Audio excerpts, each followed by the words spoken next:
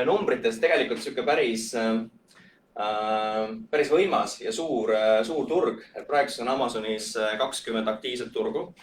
Ehk siis USA, Euroopa turud, väga palju avatakse praegult just Lähis-Idas, igast erinevad turuplatse.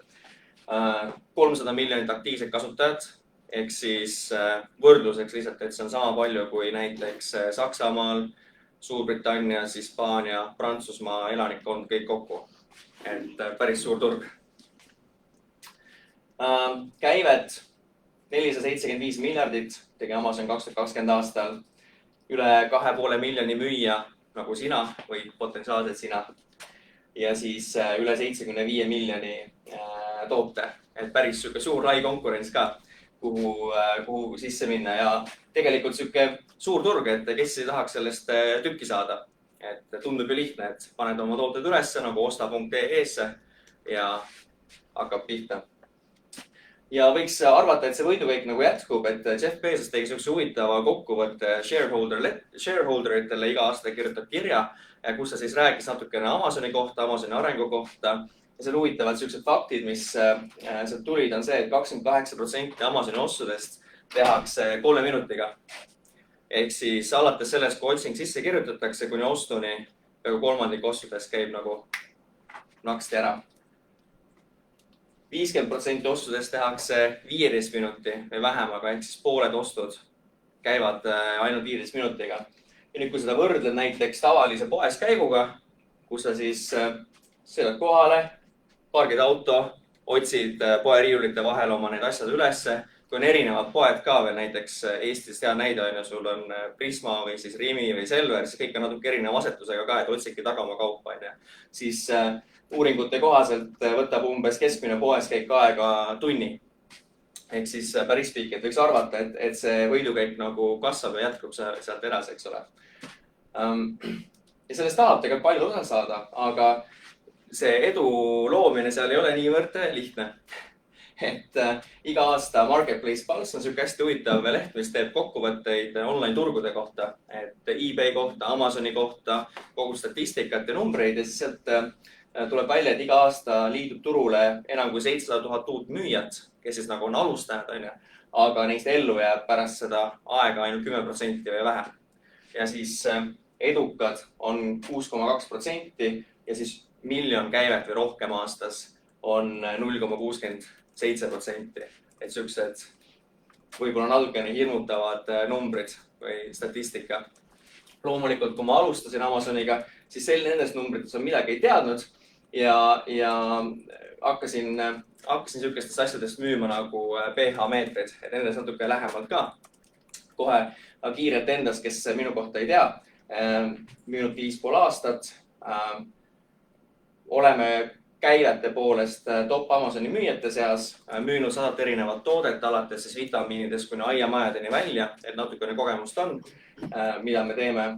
Tegime 2020 endale pluss klientidele üle 10 miljoni käivet ja parim klient jõudis 0,5 miljonise kuukäibeni 3,5 aastaga. Ehk siis üks ettevõte, keda me aitasime, Eesti ettevõtte, minna siis välisturule. Aga ma alustasin siukest asja nagu pH-meeter, et kes teab, mis see on? 1, 2, 3, 4 inimest. Mis see on? Mõõdad vee pH-taset. Täpselt. Mõõdad vee pH-taset. Mul hea meel, et üks sõber Ranol on siin ka publikus, et Rano oli üks nendest inimestest, et kui ma alustasin, ma ei teadnud, mis see pH-meeter on, meil kunagi kuulnudki sellisest asjast, mis see üldse on siukene. Lihtsalt ainult asi, mis ma vaatasin, oli see, et Amazon analüütika näitas, et okei, et selles turus on palju käivet ja konkurents on nõrk. Ehk siis konkurents oli kollased pH-meetrid ja punased pH-meetrid. Ja mina mõtlesin, okei, ma teen rohelise. Et ma olen kohe eristuv ja siit tulebki see suur võit. Ja siis nagu ikka, et alguses Amazoni äri käima saada, sul on vaja review'sid. Kus sa review'd saad, küsid sõpradelt. Siis Ranol oli üks nendest, kes ostis pH-meetri ja jättis 5-star review. Et väga tore. Et see oli jah siukene hea aktsioon, et sai USA-st leitud üks 30-40 sõpra, kes siis tellisid toote, jätsid review ja tõmbasid selle Amazoni äri nagu mõnusalt käima. Ja algus alguses tundus nagu äge projekt, et nii lihtne see asi ongi. Et kui 2016 kevadel, ma mäletan hästi, ma olin ühel sünnipäeval Hollywoodis ja siis selle sünnipäeval kogu selle öö jooksul ma ei saanud kordagi enda pilku telefonist ära, sest kogu aeg ma vaatasin, tuli mingi teade, müük on tulnud, müük on tulnud, müük on tulnud, müük on tulnud. Ja siis õhtu lõpuks oli tulnud kuskil 70-80 müüki, midagi sihukest selleks hetkeks, kui ma koju läksin hommikul siis. Ja kasum oli ka päris hea. Et sellel hetkel omahinnad väga head, Amazoni kulud suhteliselt madalad ja kasum keskmiselt oli sihuke $10,91, 44%. Päris ääri, eks ole? Jah, et päris mõnna. Aga loomulikult ega see ei jää märkamata ka teistele, et kui sinu eristumine ja see põhi ja eeltöö ei ole väga tugev, vaid paned lihtsalt ühe toote üles ja tabad nii-öelda nagu jackpoti, siis ja midagi muud eriti ei tee, siis see kaua ei kesta. Et 2 kuud hiljem oli juba 3 tugevat müüjat minu kõrval konkurentsis. Tulid uued värvid, tuli valge pH-meeter näiteks, tuli musta värvi pH-meeter turule võrdlusena. Pakendid tehti kenamaks juba natukene. Loomulikult olid enamjaolt need konkurendid hiinlased. Siis 3 kuud hiljem oli juba 5 tugevat müüjat ja juhtus esimene defekt. Ehk siis mis juhtus oli see, et tehases selle pH-meetril keevitati selles elektri väiksel dashil keevitati mingi asi valesti kokku ja need numbrid ei olnud enam täpselt, need õigesti, neid suvalisi numbreid. Ja siis tähendas, et kõik tooted tuli siis refundida, tagasi maksta raha. See oli päris valus. 5 kuud edasi 10 tugevat müüjat ja niimoodi siis jaanuarisse 2017, kus turu konkurents oli hinna natukene alla löönud juba, et siin üks $7 allapoole. Kasum oli kokku kuivanud ja sellest natukene aeg edasi, novembris 2017 oli kasumiks alles jäänud 2,8%. Ehk siis iga müügi pealt teenisid 42 senti. Enam ei ole nii äge äri, mida teha. Rohkem sihukest tööd ja vaeva, aga väga palju lõbu mitte selle tegemisest. Aga sellest samast pH-meetrist kasvas välja tegelikult toodete grupp, et samal ajal tuli uusi mõtteid, mida võiks tuua. Need olid samuti sihukese vee ja õhu kvaliteedi nišides, mida võiks tuua välja. Sellest kasvas portfell ja selle portfelli siis tegelikult ostis see aasta ära üks investeerimisfond. Müüsime selle Amazoni brändi, Amazoni äri maha. Päris sihukese hea summa eest ka. Nii et tagantjärgi võib vaadata, et see 5 aastat tööd oli päris hästi väärt.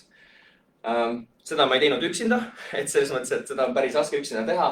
Meil on selle taga tegelikult terve meeskond, tiim, sihukesed väga pühendunud ja andekaid inimesi, kes on töötanud 10 000 tunde ja testinud ja katsetanud, proovinud erinevaid asju, et näha, mis töötab, mis ei tööta ja mis on need asjad, mis siis seda edu edasi viivad.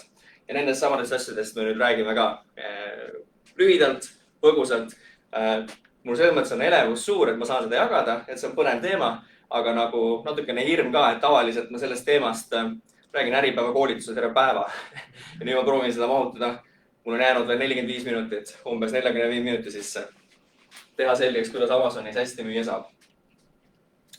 Aga vaatame siis. Nüüd, kui müüma hakata Amazonis, siis tänasel päeval siis, mitte 2016.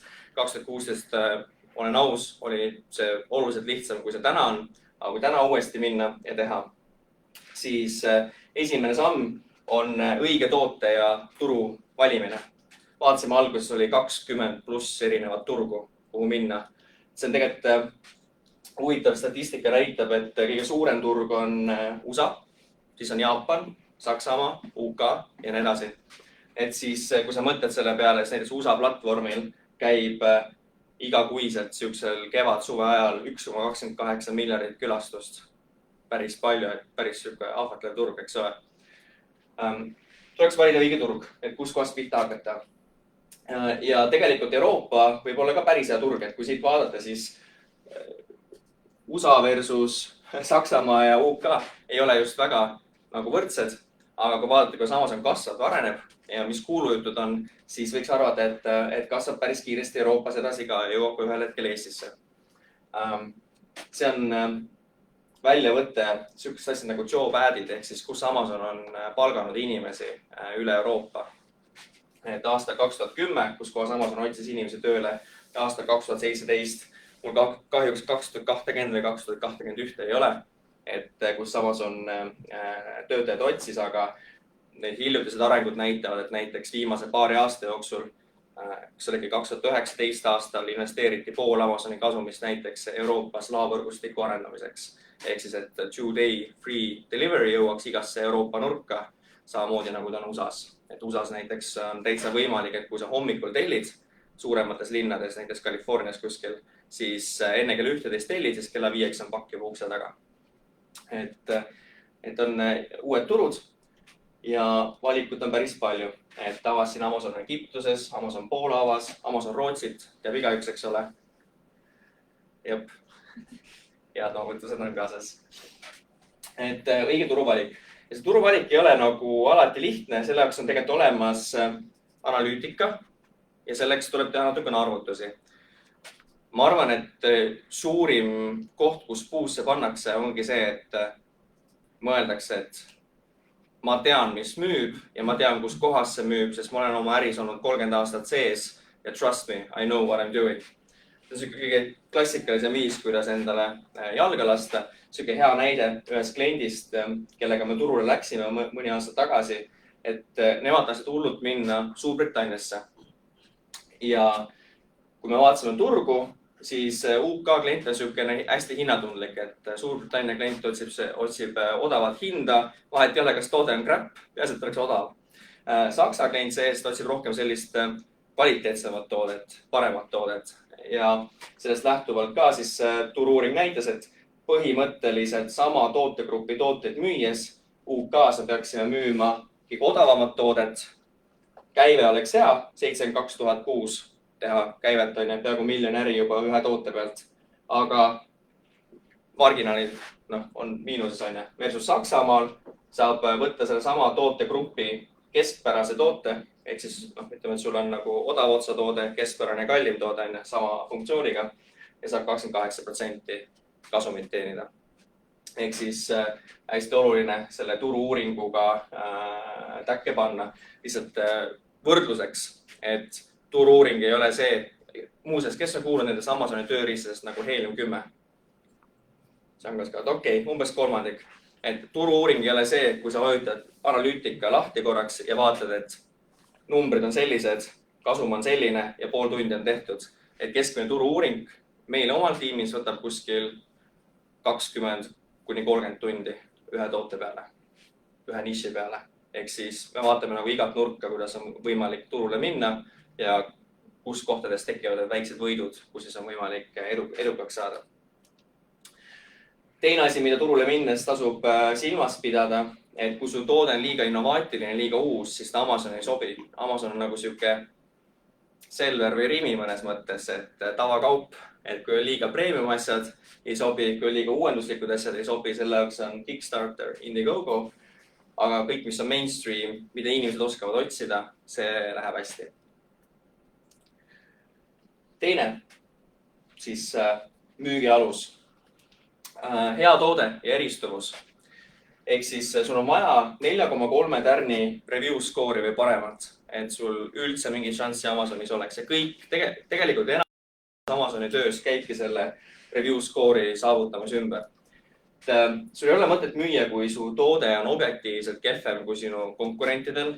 Et see võib kõlada nagu okei, et see on väga arusaadav, see on nagu väga basic Mihkel, aga ma olen tänaseks teinud, ma arvan, kuskil 150 kuni 200 konsultatsiooni Eesti ettevõtetele, erinevatele ettevõtetele siis ja sa imestaksid, kui palju tahetakse müüa umbes mingeid suvalisi Eestis tehtud kruviseid, mutreid, juhtmeid, asju, kui Hiinast tulevad täpselt samad või paremad asjad odavama hinna eest. Nii et seda teha ei saa. Samuti ei saa väga palju kallimat toodet müüa, isegi kui su toode on parem kui su konkurentidel, siis samuti liiga palju sa ei saa hinda üles kruvida, sest Amazoni klient on suhteliselt hinnatundlik ja siuksed asjad nagu branding, Skandinaavia stiilis pakend, siuke minimalism, et Eesti on nagu hästi äge selles mõttes, et meil on väga kõva disainioskus ja IT-oskus, aga see disain, kui sa teed hea brandingu, hea disaini, siis saab turu keskmisest võib-olla 20–30% kõrgemat hinda küsida. See on lihtsalt subjektiivne kuskil 100+ erineva tootemüügi pealt. Et kui sul on nagu ülikikkäes bränd, siis natuke saab rohkem küsida, aga mitte liiga palju. Miks see nii oluline on, et see toode on sellepärast, et kui seda review või seda pH-meetrit mäletad nüüd, siis see algas väga ägedalt, et esimene kuu oli käive $20,000, täis esimene kuu, kui ma alustasin, teine kuu oli 30,000, kolmas kuu oli 35,000. Ja siis mäletate, ma näitasin siin alguses, et siis tuli defekt, et siis tuli tootel väike viga sisse. See oli kõikidel toodetel siis, kogu partiil nagu? Kogu partiil põhimõtteliselt, no mingi 90–95% läks refundamisele. Et selles mõttes siuke umbes $18,000 oli see kahjum sellest efektist. Kui hiinlastega suhtled, siis hiinlased loomulikult lubavad kõike, aga siis kui ütled, et need tooted on defektsed, et kas te maksate raha tagasi, siis seda nad loomulikult ei tee. Et siis nad ütlevad, et we'll do better next time. See kui klassikaline. Aga kui oli see 5 tärni review score, 75–80 tükki läks iga päev välja. Ja see oli hästi hea, sest 4,8 annab visuaalselt sulle 5 tärni ja siis on äri väga ilus ja hea. Et siin sellest 38-st on ju piltlikult, see ei ole selle sama toote kohta, aga piltlikult sellest 38-st oli, ma arvan, umbes 30 oli mu sõprade toodud review'd. et see, mis selle äri käima tõmbas. Aga siis, kui su review score kukub ainult 0,1 punkti võrra, ehk siis 4,8 pealt kukkus mu review score 4,7 peale, kui see defekt hakkas välja tulema, siis mis juhtus oli see, et iga päev sisuliselt müük kukkus üleöö 75 pealt 25 peale. 3-kordne kukkumine, sest 0,1 väiksest review erinevusest. Ja nüüd, mis te arvate, mis juhtus siis, kui see kukkus 4,2 peale, see skoor?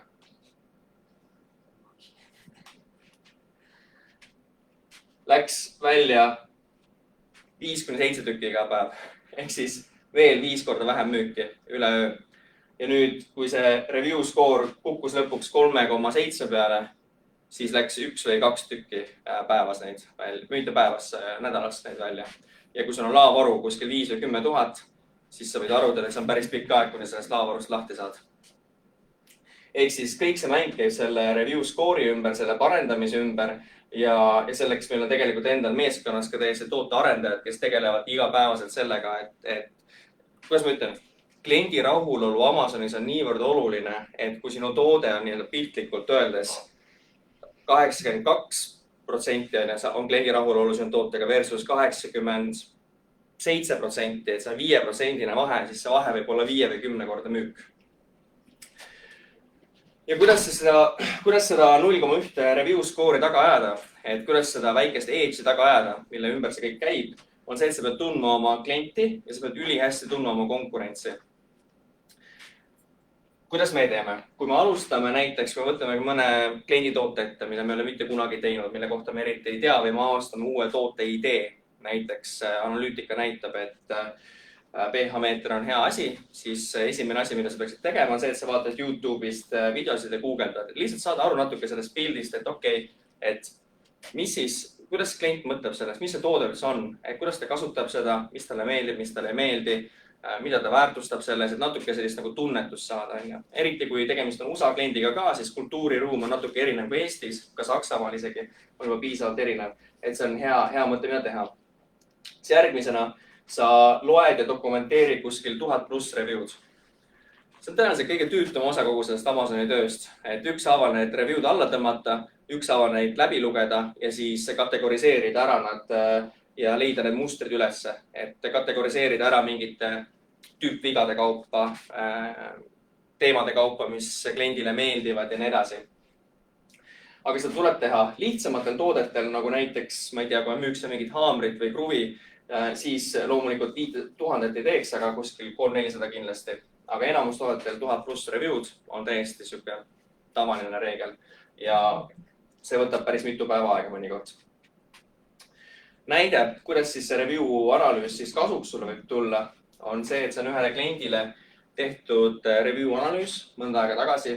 Selles nišis ei olnud väga palju review'sid, mida analüüsida, aga kui see kokku panna, siis tekkis nagu arusaam, selline maatriks vigadest ja asjadest, mida klient väärtustab selle toote juures.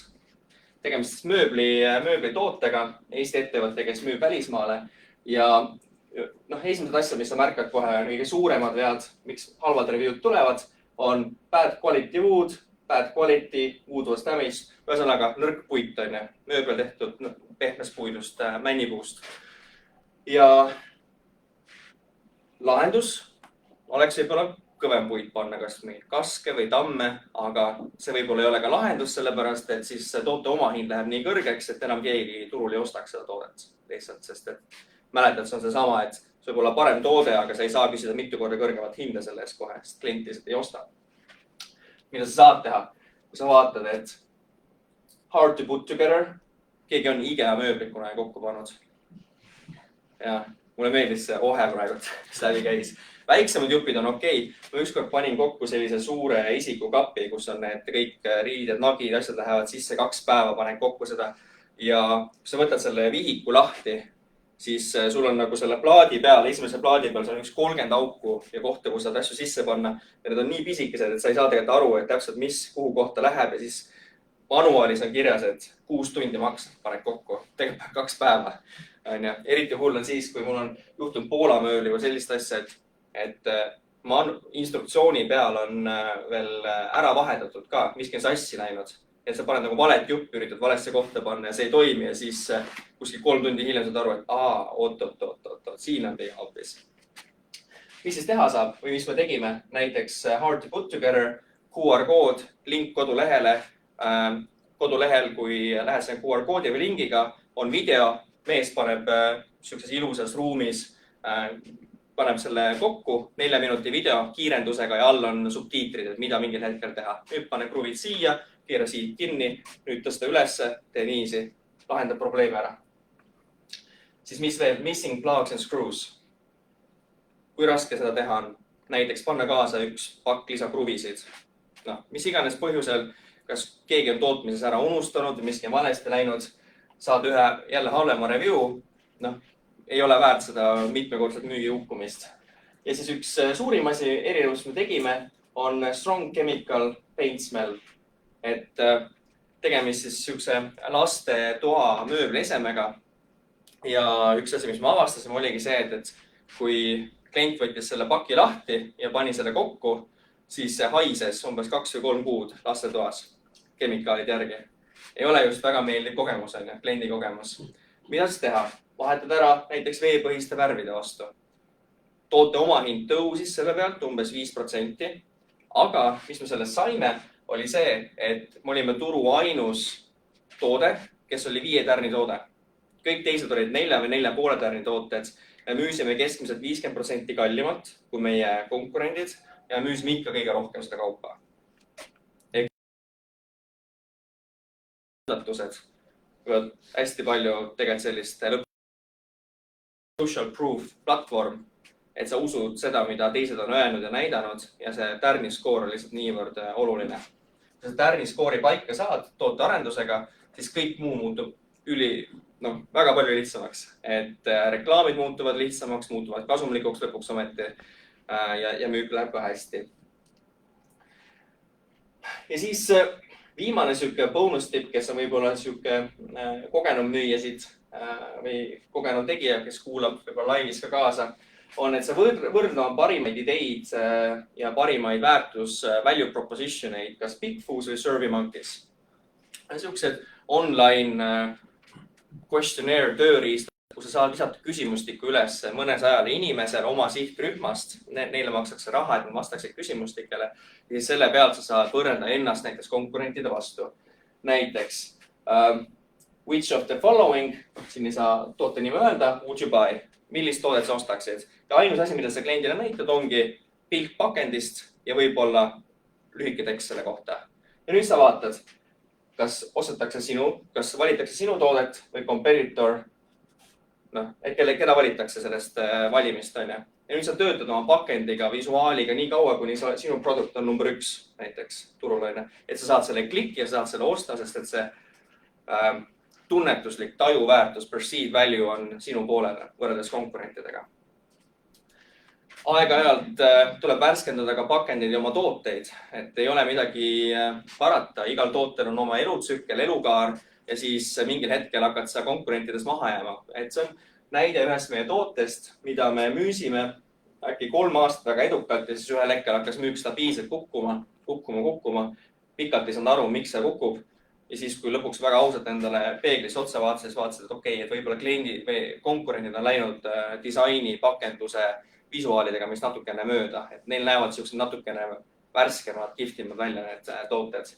Ja siis, mis me tegime, oli see, et me disainisime uuesti, kogu selle kontseptsiooni disainisime uuesti ja panime ülesse. Meie vana disain läks ka valimisse. Vana disain oli siin ja uus, nagu mitu uut disaini ideed, top comparitorid ja uus disaini idee pika puuga on esimene. Jälle selle pealt värskendad oma visuaalid, disainid ära ja sul jälle võimalus olla turu number 1 tegija. Et töötab väga hästi ja jälle siuke pikk. Kusjuures ma olen selle peale mõelnud, et see, mis ma siin räägin, see on nagu turunduse ABC. Aga see on üllatav, kui paljud ei tee seda, et ei näe vaeva sellega, et ennast võrrelda teistega. Edasi, nähtavus. Ostjad peavad su tootelehte nägema, et neil oleks üldse võimalik su toodet osta. Amazon on eelkõige otsingumootor, mitte e-pood. Ehk siis inimene kirjutab sisse oma otsingu ja sinu töö on võimalikult hästi ära tajuda, aru saada, mida klient ootab või mõtleb enda peas sellel hetkel, kui ta hakkab sisse taipima seda otsingut. 50% klikkidest saavad esilehe top 3-5, 70% ei vaata kunagi esilehest kaugemale. Päris ausalt, kui paljud, kui te guugeldate, vaatate teisele või 3. lehele? No, mõned ikka panevad, okei, aga 10. lehele? No, ei pane ju. Et sama asi, et tegelikult sul on võib-olla ühele tootele näiteks French Press. Sul on oma toode, aga sul on siin 6000 konkureerivat vastet ja sinu töö on jõuda sinna topi esilehele ehk siis top 20 sisse umbes. Ja see on see turundustöö, mida sa pead tegema, siis SEO töö selleks, et seal topi jõuda. See huvitav küsitlus tehti mõnda aega tagasi 500 Amazoni kliendiga ja see on äkki pool aastat vana. Siis küsiti ka, et when purchasing on Amazon, which one do you usually buy? Ja siis teil on väga hästi näha, aga one of the top 5 products, one of the top 10 products, one of the top 20 products ja one of the products below kukub ära. Lihtsalt Amazoni esileht ongi tavaliselt 18-24 toodet. Ehk siis väga teisel lehel ei minda ostma. Kuidas see käib? See on eraldi koolitus, et see on siuke väga põhjalik ja sügav teema, kuidas seda SEO paika timmida, aga lihtsalt, et kes ei ole selle maailmaga väga kursis, et siis miks sa ei saa lihtsalt üles laadida toodet ja oodata, et nüüd on kõik hästi, on sellepärast, et isegi väiksed muudatused sõnades võivad tähendada väga suurt vahe otsingu mahtudes nähtavuses. Näiteks selle konkreetse toote puhul, selle case'i tegemise hetkel anti-allergy sidekriipsuga versus anti-allergy kokku on 165 000 otsingut vahet igakuiselt. Ehk siis nagu väike taipo. Ma tegelikult vist õigem on isegi anti-allergy sidekriipsuga, aga see on klient, kes otsib ja ostab ja kui te olete kunagi mõelnud, et miks Amazoni toote pealkirjades on misspellingud ja taipod sees, siis tihtipeale see on see põhjus. Miks? Sest inimesed taibivad valesti ja sa pead tegema oma otsingu tulemuse vastavaks inimeste soovidele. Väga lihtne jälle väike. Sa kirjutad machine washable versus washable pillow. Jälle 2000 otsingut kuus erinevust. Et see, kui paljud inimese silmad ette sul on potentsiaal sattuda. Selleks, et seda hästi teha, sa pead tundma Amazoni algoritmi. Amazoni algoritmi juhib 100 erinevat komponenti. Seal on AI-d, seal on väga arenenud tehnoloogiaid, aga kui kõik nagu kokku võtta, siis on ainult 2 asja, mis on olulist, et Amazonis hästi müüa. esiteks on sales velocity ehk läbimüük ajaühikus. Ehk siis Amazon vaatab ka seda, et see, mis müüb hästi, tõenäoliselt läheb ka tulevikus klientidele peale. Ja teine conversion rate ehk siis kui palju klientidest, kes sinu tootelehele satuvad, päriselt ostavad. Seda sa ei saa alguses eriti mõjutada, sest kui sa tuled turule, siis sul on 0. Sa ei ole müüki teinud. Sinu konkurendid, kes on tantsupõrandal olnud aastaid, teevad on 10 000 müüke. Aga konversioonimäära saad väga hästi mõjutada. Ja see on ilmselt ka üks peamisi siukseid tööriistasi või kohti, mida sa võiksid mõjutada, sest et see on kõige lihtsam, mida teha, see on kõige odavam, mida teha ja see annab kõige rohkem tulemust ka kõige takka. Et konversioonimäär hästi oluline. Et kui vaadata seda järgmist punkti, 4. siis tooteleht peab ostjad kõnetama ja veenma niimoodi, et kui see klient tuleb sinu tootelehele, see tunneb, et see on täpselt see, mida ma oma peas ette kujutasin või mõtlesin, kui ma Amazoni oma otsingud sisse kirjutasin. Et sa pead niivõrd hästi sellega täppi panema. Ja kui sa paned täppi, siis sa võid päris hästi müüa. Kes teab, kui palju on e-kaubanduse keskmine conversion rate?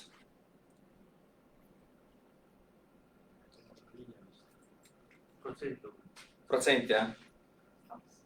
Jah, et kuskil 2-3%, et Meril on pikalt töötanud Google Adsidega, juhtinud väga suuri kontosid, et kogemus olemas, et keskmiselt 2-3% kõikidest tootelehele tulijatest e-kaubanduses ostab su toote. See on siis nagu siuke broad stroke. Amazonis on see keskmine 10%. See 10% on sellepärast, et kui inimene tuleb Amazoni, siis ta on juba ostusoov, et ta enam ei otsi infot, vaid ta on buying intent'iga nii-öelda, et ta on juba teab, et ta tahab, nüüd on ainult küsimus, millise toote ma riiulilt valin. Kui sa teed need asjad õigesti, et sa tunned oma klienti, sa tead, kuidas ta mõtleb ja vastavalt sellele ehitad oma toote ülesse, ehitad oma kommunikatsiooni ülesse, oma pildid, visuaalid, kõik, siis need on mõned screenshotid meie oma konto conversion rate'idest 1 kuu peale. Ehk siis sul on täiesti võimalik, et iga teine klient, kes lehele tuleb, ostab sinu toote. Et see on juba päris hea, on. Ja nüüd, kui sa mõtled selle peale, et kas on seda eeltööd väärt, siis jälle selline asi, et enamus ei viitsi teha seda liiga palju, aga kui viitsid ja viitsid tõeliselt nagu süvitsi minna, et õppida oma klienti tundma nagu ise ennast tunned näiteks, siis võib väga hästi kasuks mängida. Mõned küsimused lihtsalt, mida sa selle kliendi uuringu käigus vastad, ongi, et kes on su klient, sugu, vanus, elukoht, väärtused, milline on tema mure, mida ta sinu tootega tegelikult siis tuleb lahendama, mida ta päriselt tuleb lahendama. Ja see vastus on mitu kihti nagu sügavust, et see ei ole lihtsalt nii, et nii on, et mingi vastus on tavaliselt sügavamad ühesõnaga. Kuidas ta seda toodet tarbib, miks ta seda tarbib, mis tingimustel ta seda ei tarbi. Eks sa pead teadma ka, miks klient ei osta sult. Miks ta valib selle toote A versus toote B või toote C konkurentidest. Ehk siis tead, miks ta eelistab sinu konkurenti. Ja jällegi, siuke asi, mis turunduses õpetatakse ilmselt täiesti ABC, aga ei tea väga paljusid, kes seda väga palju teeksid. Ja seda tööd on võimalik teha hästi lihtsalt ja hästi sügavalt. Et seda tööd on võimalik teha niimoodi, et sa paned lihtsalt siia ühelauselised, ühesõnalised vastused. Tavaliselt, kui me ise meeskonnaga turule tuleme tootega, siis meie eeltöös on see dokument kuskil 15-30 lehekülge pikk. See analüüs, sa guugeldad, sa otsid, õpetad endale seda tausta selgeks. Ja siin on jälle, miks see oluline on? Amazoni statistika. How many competing products to click on and review before making a purchase on Amazon? Ja kõige enam inimesed vaatavad 3 erinevat toodet ja siis teevad selle pealt ostuotsuse. Kui sa nüüd mõtled selle alguse slaidide peale, et 50% teeb otsuse 15 minutiga ja 28% 3 minutiga, alates sisse kirjutamise hetkest, kirjutab sisse oma otsingu, mis iganes on pH-meeter, kirjutab sisse, tahab pH-meetrit osta, siis ta vaatab 3 erinevat toodet ja 3 minutiga on kolmandik selle endale ostukorvi pannud. See tähendab seda, et selleks, et sa seda võidaksid, sa pead nagu rusikas silmaauku tabama seda kõnetamist ja selle toote väärtusega kliendile. Ja vastupidi huvitav on ju, how long do you spend in an Amazon listing before deciding not to buy? Et kaua sa aega veedad enne, kui sa otsustad, et sa ei osta 30–60 sekundit.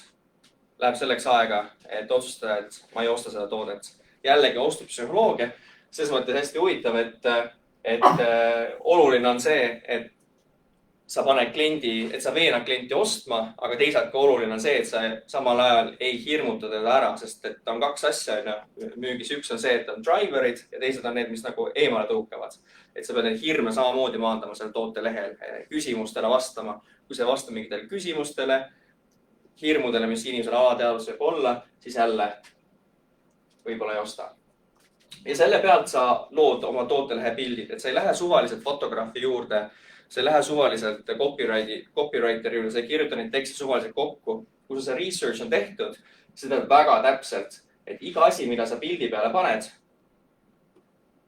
on mõeldud mõjuma niimoodi, et see klient seda ostaks. Et iga viimne kui osa sellest tootelehest on mõeldud conversionit tooma. Samamoodi tundub siuke hästi lihtsad asjad, et mingi 3 bulletit ja ongi tehtud, et mis on ikka rohkem, aga tegelikult kõik need asjad, mis siin kirjas on kuskil 20–30 lehe dokumendi researchi, 10 tundide researchi tagant välja tulnud, et see on see, mida peame ütlema.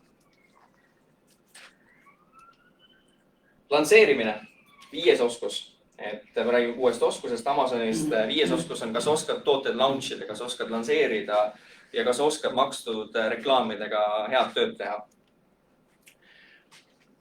See on jällegi siukene teema, et võiks rääkida sellest kohe mitu päeva, sellest ongi mitu päevaseid koolitusi. Aga hästi lühidalt seda kokkuvõttes, sa alustad lanseerimist alles siis, kui su tooteleht on lõpuni hästi optimeeritud.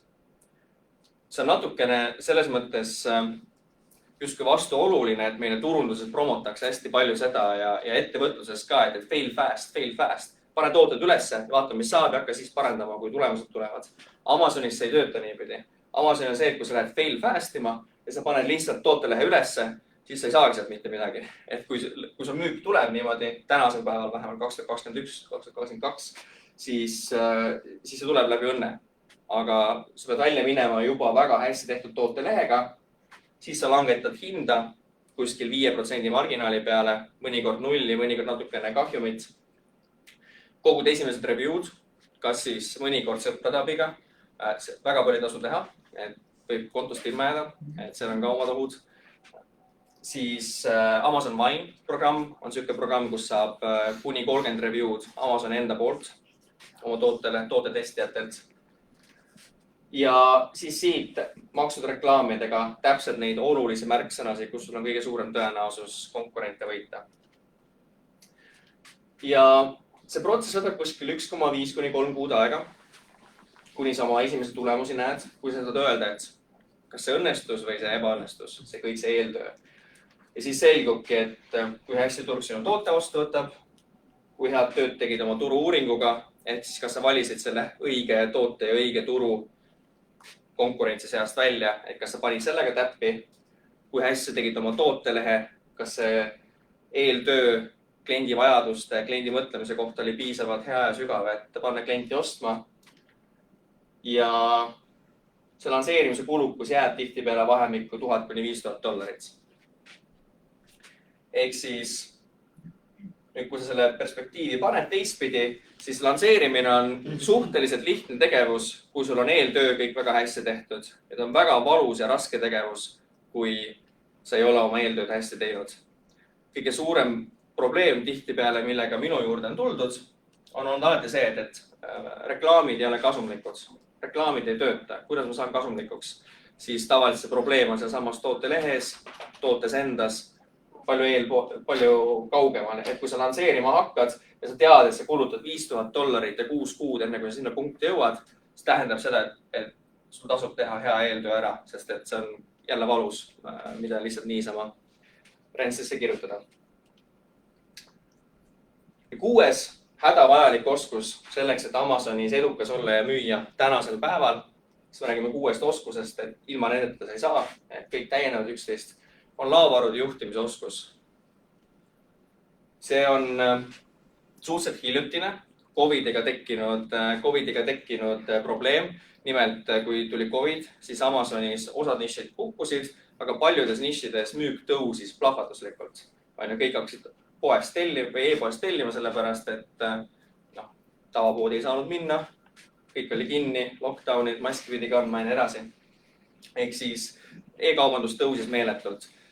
Lisaks nõudlusele tõusis ka pakkumine, et selle 1 aasta jooksul tuli vist juurde seal vahem üle 1,5 miljonit uut müüjat, ehk siis väga palju uusi müüjad tuli peale, kes kõik tahtsid oma kaupa Amazoni lattu saata. Mis Amazonil juhtus, oli see probleem, et laohooned oli liiga täis. Näiteks ei olnud ebatavaline, et kui sa Eestis saatsid rekka Amazoni, sa pidid 3 kuud ootama enne, kui Amazon vastu võitis selle kauba, sellepärast et lihtsalt laod on täis. Nüüd, mida Amazon tegi selleks, et ladusid paremini juhtida, tegi siuksed skaalad, skoorid. Neid nimetatakse IP skoorideks ehk Inventory Performance Indexiteks. Ja mis see põhimõtteliselt tähendab, on see, et Amazon mõõdab kogu aeg sinu üleliigset laovaru, kui kiiresti kaup sinu laos liigub. Ehk siis Amazon ei taha olla laohoone, ta tahab olla logistikapartner, ta tahab, et kaup jääks hästi kiiresti läbi.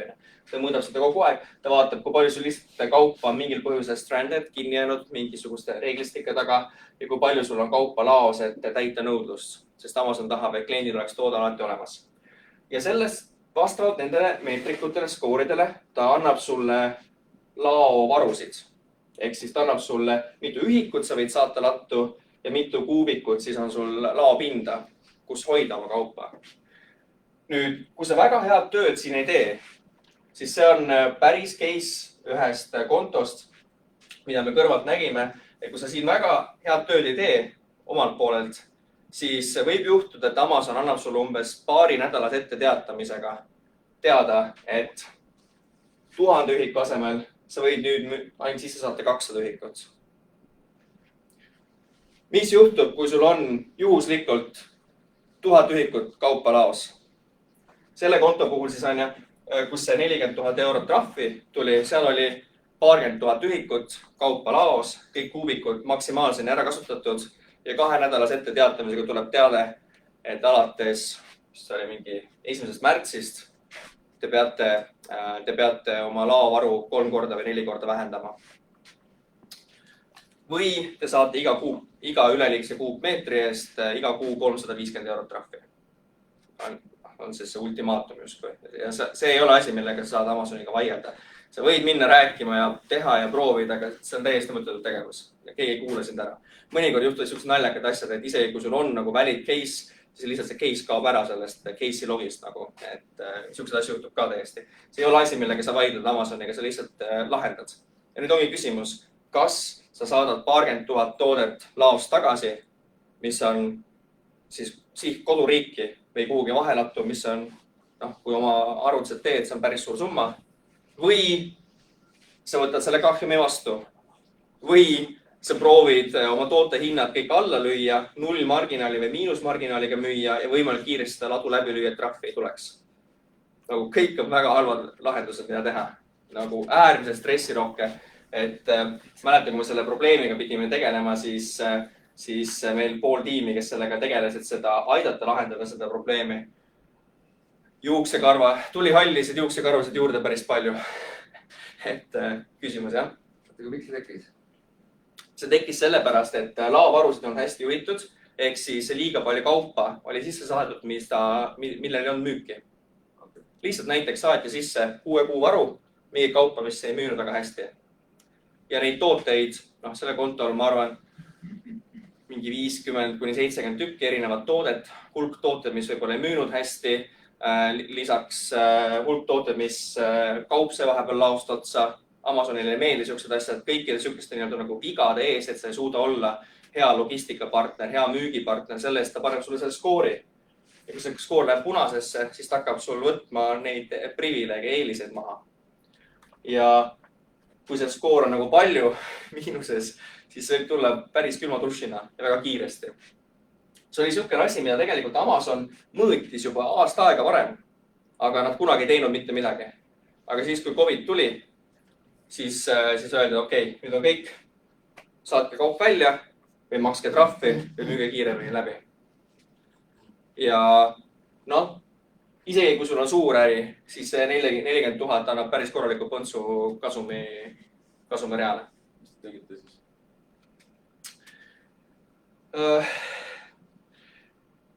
See oli alguses tegelikult palju suurem number. Et lõpptulemus oli see, et me saime umbes 40 000 trahvi, aga see alguse number oli äkki 68 000. Nii et me suutsime selle lühikese ajaga läbi müüa rohkem kaupa ja toodet lihtsalt. Lasime hindasid alla, tegime agressiivsemaid reklaamikampaaniaid, sest et Exceli tabelis see tundus kõige soodsam lahendus, mida teha. Proovida nii palju kui võimalik läbi müüa ja võtta see kahjum lihtsalt vastu versus saata kõik välja ja mingi hetk uuesti sisse saata, et see oleks kallim lahendus olnud. Et ei ole ühtegi head lahendust sellises olukorras nagu. Ei ole ühtegi ime, mis sind päästaks.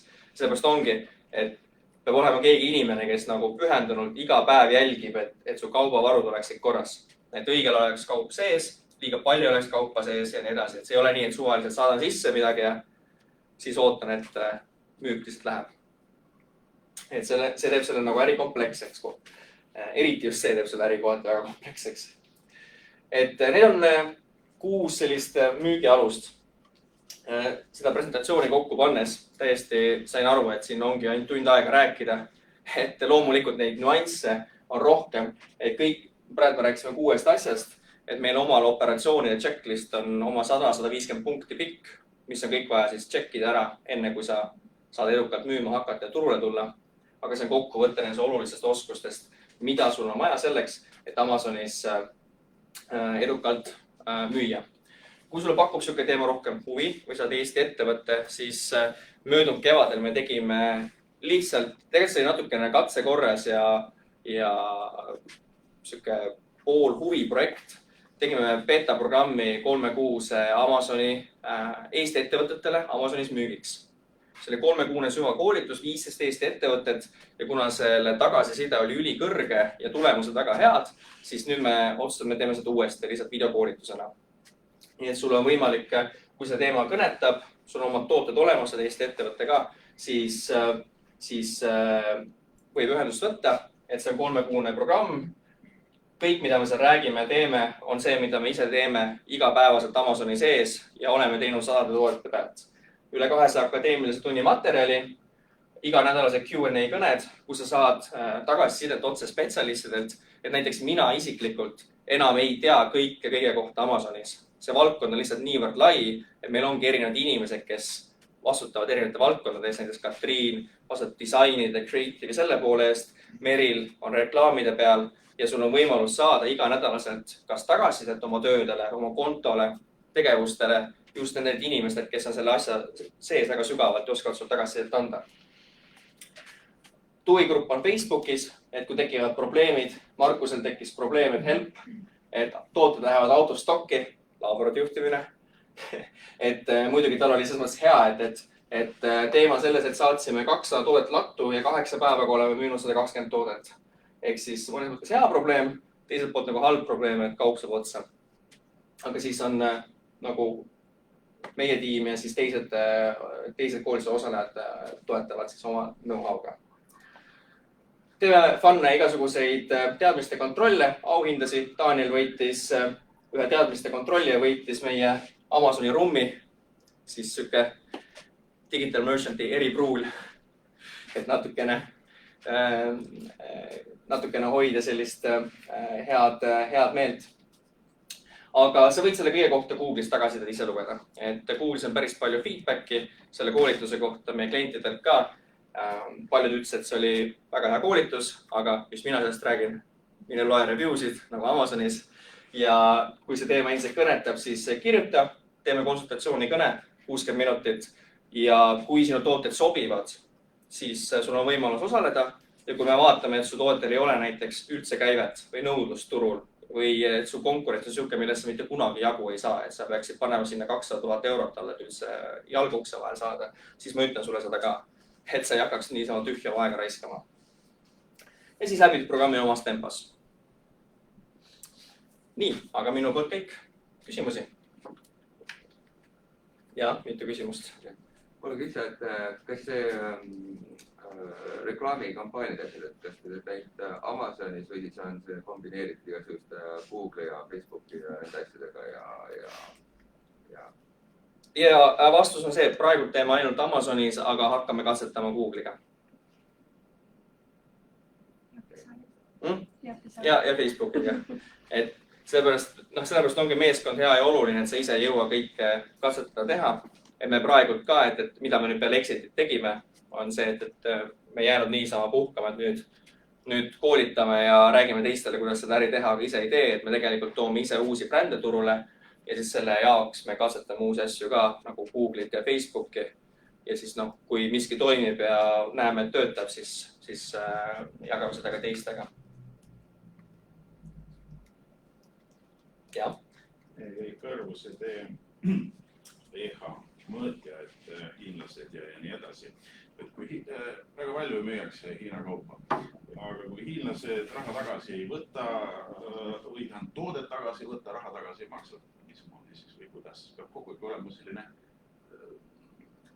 rahavaru, et maksad oma taskust tagasi või kuidas. Peaksid ju ka neid reegleid, e-kaubanduse reegleid täitma. Ja, aga see ongi probleem, et need reeglid nagu on paberil kirjas, aga need ei kehti selle siis, kui asi hapuks läheb tegelikult. Et kui on sul väikses, räägime, mida teha, kui on juhtunud ja räägime ennetusest, et mida teha, kui on juhtunud sihuke jama, siis sul on võimalik oma tootjaga läbi rääkida, kui sul on loodetavasti pikaajaline suhe, et mida tihti tehakse see, et antakse sulle tasuta ühikuid nagu kompensatsiooniks, et nad raha tagasi ei maksa, aga üle järgmise 2 aasta nad annavad sulle iga kuu näiteks 200 ühikut rohkem tasuta kaupa peale. See ei ole ideaalne lahendus, sest võib-olla 2 aasta pärast sa ei müü seda toodet enam, aga see on üks võimalus. Ennetus on kõige parem ehk inspektsioon. Miks defekt juhtus oli see, et 3 korda oli sellest samast tehasest tulnud kaup välja, mitte ühtegi probleemi ja siis mõtlesid, et ei ole enam mõtet inspektsiooni peale saata. Ehk siis inspektsioon on sul võimalik tellida näiteks Hiinas, et sa maksad sellistele agentuuridele, kes siis saadavad oma mehikesed kohale ja nad kontrollivad vastavalt sinu ette kirjutatud juhistele siis erinevaid neid külgi sellest, vaatavad välimust, testivad toodet ennast ja ütlevad sulle, kas need tooted on korras või mitte. Aga me ei teinud seda ja sellel ühe korra, kui me ei teinud, tuli väga valus pauk. Üks küsimus veel, et mis küll teie tiimi ilmselt ei puuduta ka algajaid müüjaid. Mul on värske kogemus eBay'ga. Et alustasin seal müüki ja proovisin alustada ja järsku sain eluaegse keelu. Ma mitte midagi valesti ei teinud. Ma olen korralik inimene, ma tean IT-st, ma tean autoriõigustest ja ei seletata ka ja lahti ei saa. Et kuidas sellised asju vältida või mis on põhjused, et Amazonis on, ma hakkasin siis Google, vaatasin Amazonis on täpselt sama asi. Ja inimesed on hädas, paljud inimesed on hädas. Ja siuksed probleemid tekivad, see on hästi tüütu, nad tekivad siis pisiasjadest, et näiteks kui sa lood Amazoni konto ja sa paned sinna sisse oma ettevõtte aadressi, näiteks ütleme, et see on ma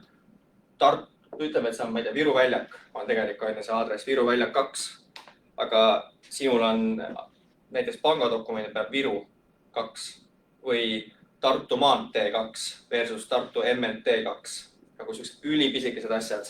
Need võivad, kes iganes seal Amazoni teises kontrollib, vaatab peale, ei ühti dokumenti, ühti konto ja ühti sellega kinni ja korras.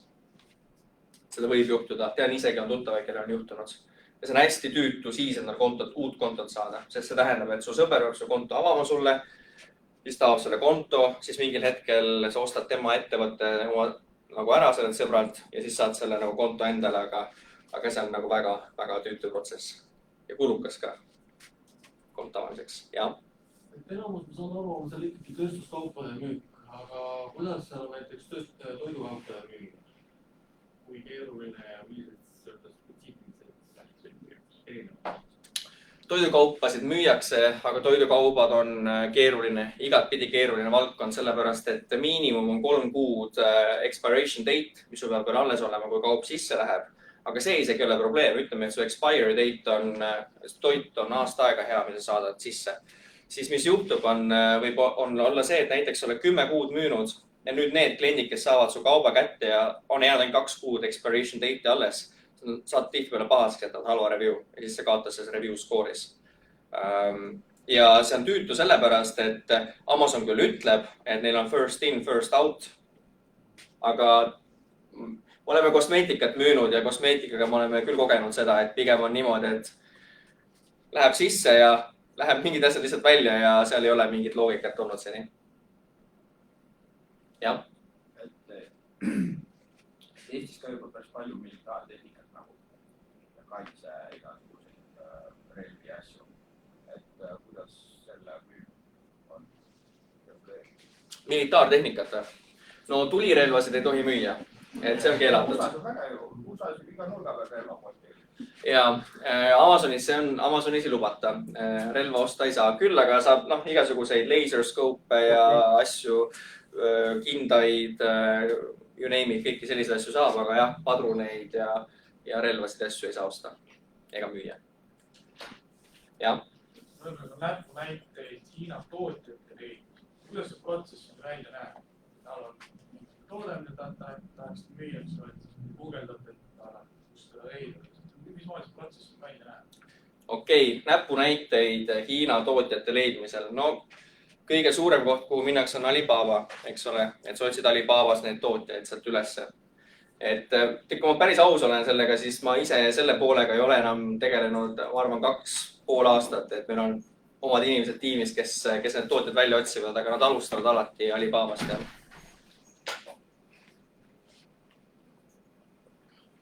Veel kellelgi mõni küsimus? Ma saan aru, et see kõik käib ikkagi läbi nende lao, et selleks, et Amazonis müüas peab sinu kaup olema konkreetselt nende laos. Muid variante selliseid ei ole. On ikka. Sul on võimalik müüa Amazonis ka niimoodi, et saad näiteks Eestist välja. Või kui sa müüd näiteks Saksa Amazonis, sul on Saksamaal vaheladu, mis saadab iga tellimuse peale välja või USAs samamoodi. Ja me oleme seda teinud. Oleme seda teinud enda kontodele, klientidele, eriti COVID ajal, kui need restrictionid olid. Aga see on kallim. See on väga raske on leida logistikapartnerit, kes suudab matchida hinna poolest Amazoni logistikateenust, siis kliendi lõpuni viimist. Et see on esimene koht, aga teine ja isegi suurem probleem, 2 probleemi, on esiteks on see, et Amazon ootab sinult sama head tarneoskust, kui ta ise endalt ootab. Või kui ta endal on. Ehk siis tähendab seda, et kui on kuskil tracking kood hiljasisestatud, kui läheb toode vale ukse taha, ei jõu õigel päeval kohale. See ei pruugi üldse sinu viga olla. See on mingi 3. logistikapartner üldse kuskil, kes seda teeb. Nad ostavad ju sisse allteenuseid. Siis sina saad selle oma kraesse. Ja see algab niimoodi, et sealt tulevad, meil selle kohta ka lugu olemas täitsa, et ühe kliendi konto, kus algab niimoodi, et algul tulevad hoiatused, siis tuleb rohkem hoiatusi, siis ühel hetkel hakkab sinu toodete müük langema, sest Amazon pärsib su tooteid, sest sa ei ole usaldusväärne tarnepartner, hakkab sinu algoritmi positsioone pärssima ja siis ühel hetkel võtab ära sult reklaamivõimaluse ja niimoodi nagu paneb su kontot nii see vaikselt kinni. Et see ei ole lihtne. Kui palju Amazoni tooteid üldse kaduma läheb? Vaata, sa ütlesid, et õige ukse taha, aga tegelikult ma arvan, et see on ka vist suur probleem, et kas ma sain kätte või ma ei saanud kätte seda toodet. Jah, õnneks Amazon ise väga palju ära ei kaota, aga see on tõsi, et Amazon ennast nagu nende standarditele ei pea, et näiteks me oleme näinud, et kliendi tagasisidet, mis tulevad kontole, mõnikord on niimoodi, et never received my package või package came 2 weeks late või midagi siukest. Ja siis sa näed, et Amazon on selle tagasiside maha kriipsutanud ja ei võta arvesse nagu ja on pannud, et see on meie viga, me tegime sulle refundi, aga sinu kontol midagi nagu juhtu sellest. Okay. Et Amazon maksab selle kinni, kui pakke ju õigesse kohta, mitte sina kui... Jah. Amazoni siis need maad on nagu eraldi ladudega ka, et kui seda näiteks Amazon on Saksamaal müüa, siis see peab olema Saksamaal esindatud, Rootsis esindatud. põhimõtteliselt küll. USA-s on niimoodi, et USA-s peab sul USA ladu olema, Kanadas Kanada ladu, Mehhikos Mehhikosse.